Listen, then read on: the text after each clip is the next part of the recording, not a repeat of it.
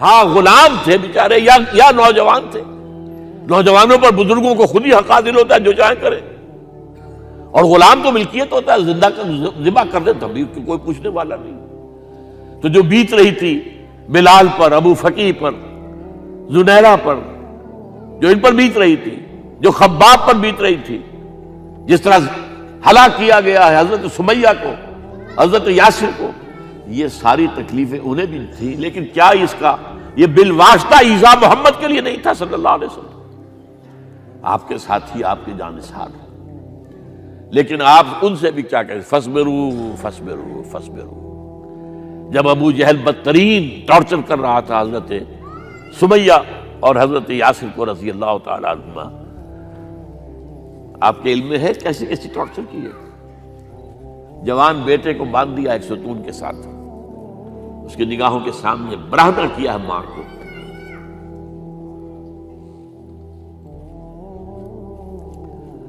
ہاتھ میں ایک مورتی ہے, جب تنگ آ گیا ستا کر تنگ کر کے مار مار کے حضرت سمیہ ٹس سے مس نہیں ہو رہی.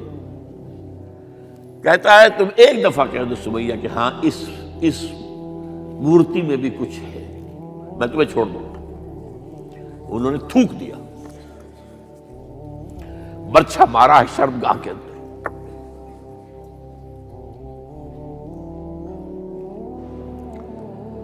کتنی تکلیف پہنچی ہوگی حضور کو, لیکن آپ گزر رہے. اصبروا یا آل یاسر فإن موعدکم الجنہ. اے یاسر کے گھر والوں صبر کرو, تمہارے استقبال کی تیاریاں ہو رہی ہیں جنت. یہ سیرت کوئی بلاتا سناتا ہے, یہ سیرت. یاسر کے ساتھ کیا کیا ہے, 4 اونٹ نر سانڈ, اور ان کے ساتھ رسے باندھ کر ایک رسے سے ان کا ایک بازو باندھا, ایک سے دوسرا بازو, ایک سے ایک ٹانگ, دوسرے سے دوسری ٹانگ. انہیں دوڑایا ہے کہ پرکھتے ہو جیسے قسم کے. یہ دین ایسے ہی قائم نہیں ہوا. عدل و انصاف کا نظام ٹھنڈے ٹھنڈے قائم نہیں ہوتا, گھر میں آرام سے بیٹھے ہوئے قائم نہیں ہوتا. اور سنیے, 3 برس شیب بنی ہاشم کے تو قید ہے, 3 برس. اور یہاں کی قید پر قیاس نہ کریں. یہاں تو جیل میں کھانے کو ملتا ہے, راشن ملتا ہے, جیسا بھی ملتا تو ہے نا. اور لیڈروں کے لیے تو class A class B class ہے. تو ان کا تو لیڈر تو لوگ جب آتے ہیں جیل کاٹ کر معلوم ہوتا ہے کہ شاید کسی صحت افزا مقام سے تشریف لا رہے ہیں. وہاں کیا تھا, ٹوٹل بائیکاٹ. ایک گھاٹی, ادھر پہاڑ ادھر پہاڑ, دونوں طرف جو ہے پہرے, کوئی کھانے پینے کی چیز اندر نہیں جائے گی. اور پورا خاندان بنی ہاشم, وہ بھی کہ جو ایمان نہیں لائے, وہ قبائلی زندگی تھی نا. بنو ہاشم چونکہ حضور کو پشت پناہی چھوڑنے کو تیار نہیں ہوئے, ابو طالب نے آخری وقت تک بھی ساتھ نہیں چھوڑا. ہاں آخری وقت کے قریب ایک بات ہو گئی تھی. ایک مرتبہ تو ہوا کہ وفد آیا ہے قریش کا کہ اپنے بھتیجے کو روک لو, وہ ہمارے معبودوں کی توہین کرتا ہے. ابو طالب نے بلایا اور آپ سے کہا کہ یہ کچھ اپنے رویے کو بدلے. آپ نے فرمایا چچا جان, اب تو چاہیے میرے ایک ہاتھ پر سورج اور دوسرے پر چاند رکھ دے, میں اپنے اس مشن کو چھوڑ نہیں سکتا. یہ ہے استقامت. اور ابو طالب کے عین انتقال کے وقت جو معاملہ ہوا, جب وفد آیا ہے کہ ٹھیک ہے اب ہمارا جو ہے صبر کا پیمانہ لبریز ہو گیا ہے, اب ٹھیک ہے آ جاؤ میدان میں, تم بھی ساتھ چھوڑنے کو تیار نہیں ہو. ابو طالب نے بلایا اس کو, بھتیجے مجھ پر اتنا بوجھ نہ ڈالو جو میں برداشت نہ کر سکوں.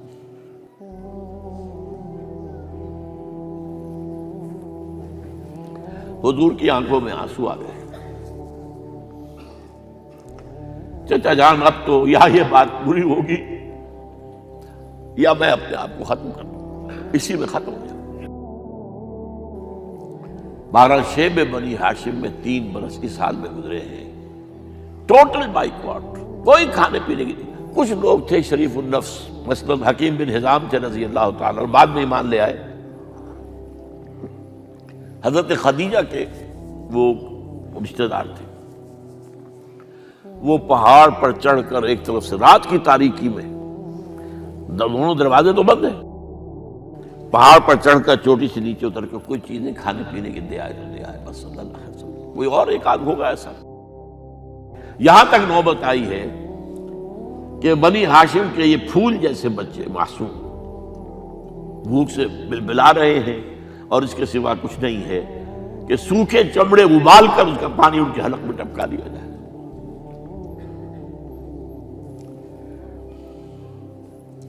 اور جو ہوا وادی طائف میں، جب مکے والوں نے فیصلہ کر لیا کہ آپ قتل کر دو، ابو طالب بھی فوت ہو چکے ہیں، اب کوئی اندیشہ نہیں، کوئی خانہ جنگی شروع نہیں ہوگی، کوئی انٹرا ٹرائبل وار نہیں ہوگی، تو آپ طائف گئے ہیں۔ شاید وہاں کے 3 سردار تھے بڑے، اور یہ طائف اصل میں قریشی کا سمجھیے کہ یہ ان کا گرمیوں کا یہ صحت افزا مقام تھا۔ یہ تمام جو سردار تھے مکے کے، ان کی جائیدادیں وہاں تھی، باغات تھے، اور وہاں کے بھی 3 سردار تھے، تو شاید ان میں سے کسی کو اللہ توفیق دے دے۔ وہاں گئے ہیں اور صرف ایک ساتھ ہیں، حضرت زید بن حارثہ، حضرت ابو بکر بھی ساتھ نہیں ہے، سائے کی طرح ساتھ رہنے والا بھی ساتھ نہیں تھا۔ وہاں جا کر جو آپ نے تینوں سے بات کی ہے، تینوں نے وہ باتیں کہی ہیں جو کلیجے کو چیر جائیں۔ تمہارے سوا کوئی اللہ کو نہیں ملا تھا رسول بنانے، جاؤ چلے جاؤ۔ ایک کہتا ہے فوراً چلے جاؤ یہاں سے، اس لیے کہ ہو سکتا ہے کہ تم سچے ہو تو کہیں میں تمہاری توہین نہ کر دوں، اور یہ بھی ہو سکتا ہے تم جھوٹے ہو تو جھوٹے کو میں منہ نہیں لگانا چاہتا۔ 3 دن کی یہ سختی، اور اس میں کیا ہو رہا ہے، اسٹریٹ ارچنز جو کہلاتے ہیں ہمارے یہاں، ٹھوکرے گلیوں کے، انہیں اشارہ کر دیا ذرا ان کی خبر لو، اب وہ پتھراؤ کر رہے ہیں۔ جیسے ہمارے ہاں کوئی آ جاتا ہے، کوئی نیم پاگل یا کوئی اور کسی طرح کا مست قسم کا آدمی، اور اس کے اوپر چھوکرے چاروں طرف ہوں اور ستا رہے ہوں، یہ نقشہ تھا، اور طائف کی گلیاں تھیں، اور محبوب رب العالمین تھے۔ ادھر سے پتھر آ رہے ہیں تو زید بن حارثہ رکاوٹ بن گئے ہیں، لیکن پیچھے سے آ رہے ہیں، وہ کیسے روکیں گے؟ پیچھے جاتے ہیں تو ادھر سے آ رہے ہیں، جسم لہو لہان ہے، خون رس رس کر زخموں سے جوتیوں میں آ کے جم گیا ہے۔ پھر وہاں سے آپ نکل کر گئے ہیں، ایک باغ میں تھوڑی سی پناہ لی ہے تھوڑی دیر کے لیے، جوتے بڑی مشکل سے اترے ہیں، خون جمع ہوا، اور وہ جو پھر دعا نکلی ہے آپ کے، وہ کلیجے کو چیر جانے والی ہے۔ اللہم الیک اشکو ضعف قوتی وقلت حیلتی وحوانی علی الناس، اے اللہ تیری جناب میں فریاد لے کر آیا ہوں، اپنی قوت کی کمی کا، اپنے وسائل کی کمی کا، اور لوگوں میں جو رسوائی ہو رہی ہے، الی من تکلنی الی بعید یتجہمنی او الی عدو ملکت امری، مجھے کس کے حوالہ کر دیا ہے، مجھے دشمن کے حوالے کر دیا جو چاہے میرے ساتھ کر گزرے۔ فریاد ہے کہ نہیں؟ بڑی زوردار فریاد ہے، بڑی زوردار، لیکن پھر مقام عبدیت کا ظہور ہوتا ہے۔ ان لم یکن علی غضبک فلا ابالی، اے اللہ اگر تو ناراض نہیں ہے، مجھے اندیشہ یہ ہو گیا کہ کہیں تو ناراض تو نہیں ہو گیا، کہیں تو نے میرا ساتھ تو نہیں چھوڑ دیا، اگر تو ناراض نہیں ہے تو مجھے کوئی پرواہ نہیں، جو ہو سو سر تسلیم خم ہے جو مزاج یار میں آئے۔ واپس آئے ہیں تو مکے میں داخل نہیں ہو سکتے تھے، وہاں تو قتل کا فیصلہ ہو چکا، باہر ہی آپ نے ڈیرا لگایا، زید بن حارثہ کو بھیجا، فلاں شخص کے پاس جاؤ کہ تم اگر امان میں لے لو محمد کو تو محمد آ جائیں، میں تو میری یہ پوزیشن نہیں ہے، میں قریش کے مقابلے میں امان نہیں دے سکتا۔ دوسرے کے پاس بھیجا، اس نے بھی کچھ ایسے جواب دے دیا۔ تیسرے کے پاس جب گئے حضرت زید، مطعم بن عدی، اس نے کہا ٹھیک ہے، میں امان دیتا ہوں محمد کو، وہ آ جائے مکے میں۔ حضور سے آگے کہا، حضور نے فرمایا نہیں جا کر کہو، آ کر لے کر جا۔ کیوں؟ کیا پتہ اچانک جو ہے میرے داخل ہوتے ہی کوئی مجھ پر حملہ کرے، قتل کر دے۔ وہ تو یہ کہہ سکے کہ ہمیں کیا پتہ تھا کہ مطعم نے جو ہے امان دی ہے، I never knew it۔ اب یہ قبیلے کے اندر یہ ہوتا تھا کہ ایک نے امان دے دی، سب کی طرف سے امان۔ لہذا حضور نے فرمایا آ کر لے کر جاؤ۔ وہ اپنے 6 بیٹوں کو ہتھیار سجا کر لے کر آیا ہے اور پھر لے کر گیا حضور کو، کہتا ہوا گزر رہا ہے راستے میں، لوگوں سن لو محمد میری امان میں ہے صلی اللہ علیہ وسلم۔ اس لیے آپ کو مکے کے اندر پھر 2-2.5 سال مزید رہنے کا موقع ملا ہے، اور اتنا بڑا احسان آپ نے مانا پھر مطعم بن عدی کا کہ غزوہ بدر میں جب 70 اسیر تھے قریش کے حضور کے پاس، تو آپ نے فرمایا تھا کہ اگر آج مطعم زندہ ہوتا اور وہ سفارش کرتا تو میں ان سب کو چھوڑ دیتا بغیر کسی فدیے کے۔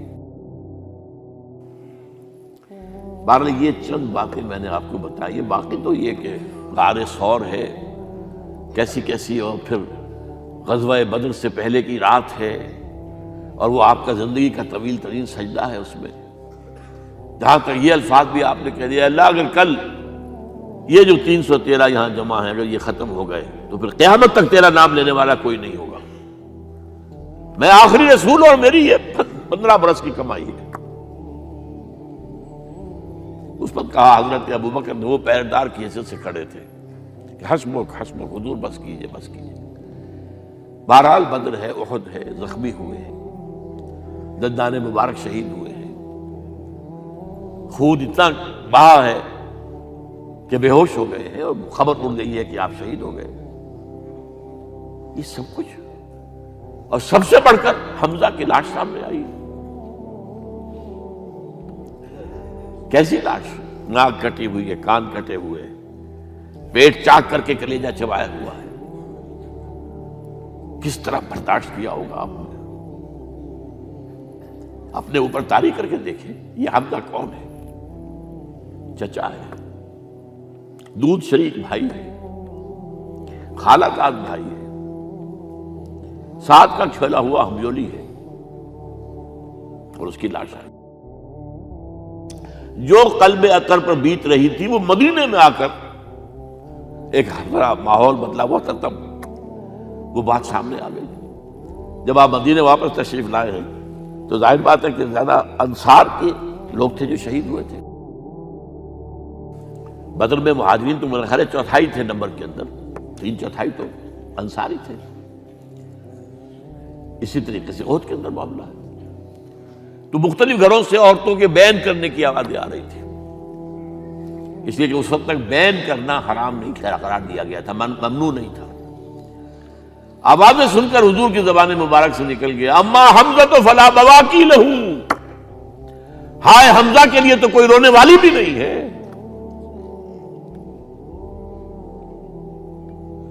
اس پر پھر صحابہ نے، انصار نے اپنے ہاں کی خواتین کو حضرت صفیہ کے ہاں بھیجا، وہ سگی بہن تھی، وہاں انہوں نے جا کے بھی تعزیت کی بہن کی۔ غزوہ احزاب کا آپ نے سن لیا، اسوہ رسول پر نہ معلوم کیا کیا باتیں چیز لوگوں میں مشہور ہو گئی ہیں۔ اسوہ کا لفظ آیا کہاں ہے قرآن میں؟ سورہ احزاب میں۔ وہ اسوہ کیا تھا؟ جب خندق کھودنے کا فیصلہ ہوا ہے تو خندق کھود رہی ہے، حضور بھی لگے ہوئے ہیں، بھاری بھاری پتھر اٹھا کر کندھے پر لا کر باہر پھینک رہے ہیں، پتھریلی زمین تھی،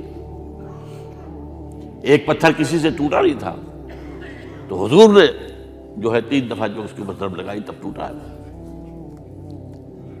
لیکن یہ کہ کئی دن کے فاقے ہو چکے تھے، کھانے کو کچھ نہیں، پورا محاصرہ تھا، 12,000 کا لشکر گھیرے ہوئے،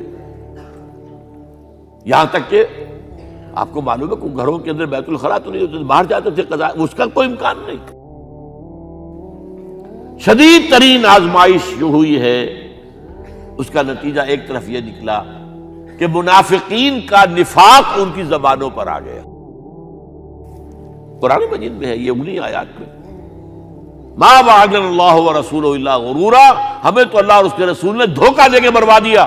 ہم سے کہا تھا کہ قیصر و کسریٰ کے خزانے تمہارے قدموں میں آئیں گے، اور حال یہ ہے کہ اب رفع حاجت کے لیے باہر نہیں جا سکتے، کھانے کو کچھ نہیں۔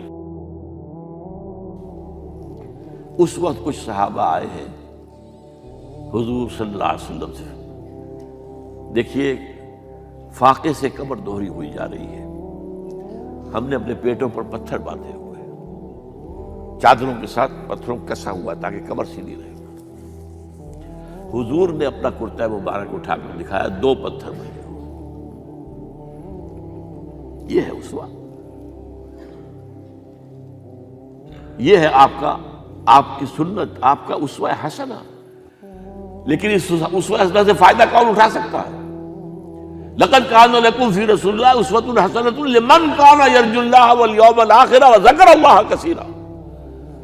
اسوہ تو اپنی جگہ ہے، قرآن میں ہدایت سب کے لیے، ھدی للناس، لیکن فائدہ اٹھائیں گے صرف متقین، ھدی للمتقین، ہے سب کے لیے، اسوہ سب کے لیے ہے، لیکن استفادہ وہی کر سکے گا جو 3 شرطیں پوری کرے: اللہ اور یوم آخر پر ایمان، اور اللہ کا ذکر کثرت کے ساتھ کرے۔ بہرحال یہ میں نے آپ کے سامنے اس حوالے سے رکھا ہے، یہ اسوہ جو ہے حضور کا، یہ ہم پر اتمام حجت ہے۔ دیکھیے نوٹ کیجئے، پوری نوع انسانی پر اتمام حجت، اسلام کا نظام عدل اجتماعی جو قائم کر کے دکھا دیا، حجت قائم۔ اسے انگریزی میں کہتے ہیں اٹس ڈویبل، کیا جا سکتا ہے، یہ کام ہو سکتا ہے، اس لیے کہ زمین پر قدم بہ قدم چل کر یہ انقلاب آیا، محنت سے آیا، مشقت سے آیا، ایثار سے آیا، قربانیوں سے آیا، تکلیفیں جھیل کر آیا، صبر و مصابرت سے آیا، استقامت و مقاومت سے آیا۔ یہاں پر معجزوں کی کار فرمائی نہ ہونے کے برابر ہے۔ یہاں دھوپ سے بچانے کے لیے کوئی اللہ نے صاحبان نہیں دیا، ظل اللہ علیکم الغمام، اور بھوک سے بچانے کے لیے من و سلوہ نازل نہیں ہوئے۔ غزوہ تبوک میں ایسا بھی ہوا ہے کہ 3 مجاہدین کا 24 گھنٹے کا راشن ایک کھجور، ایک نے منہ میں رکھی، کچھ چوس لی، کچھ گلوکوز چلا گیا اس میں سے، دوسرے کو دے دی، اس نے چوس لی، پھر تیسرے کو دے دی۔ من و سلوہ نازل نہیں ہوئے۔ محنت، مشقت، ایثار، قربانی، صبر، مصابرت، استقامت، مقاومت، یہ ہے اسوہ رسول۔